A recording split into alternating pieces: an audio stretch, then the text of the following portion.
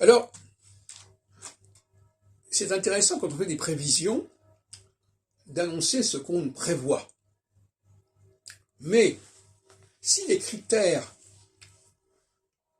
plus ou moins formulés d'ailleurs, ne sont pas nécessairement clairs pour tout le monde, cette prévision n'a pas beaucoup de sens, perd beaucoup de son sens.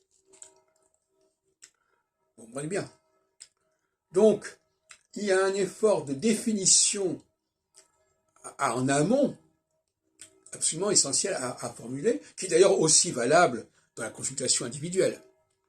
Avant de lancer des termes X ou Y, il faudrait quand même préciser au client de quoi il s'agit et quels sont les problèmes et les problématiques liées à la prévision qu'on fait ou au diagnostic qu'on fait.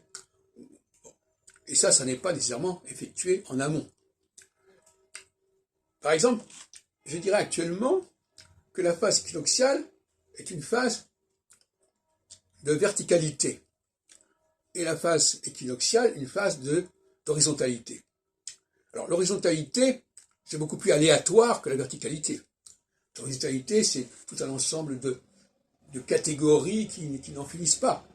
Par exemple, tous les pays existants, c'est l'horizontalité. La verticalité, c'est les structures d'organisation de la société qui sont beaucoup moins nombreuses que le nombre de pays existants, puisqu'on retrouve les mêmes structures verticales à peu près partout. Donc il y a un temps pour le baroque solsticial, et puis il y a un temps pour la rigueur équinoxiale. On retrouve d'ailleurs ça dans la Kabbale, entre les séphirotes du Din et du Chesed, qui correspondent d'ailleurs aussi plus ou moins au surmoi et au Sa.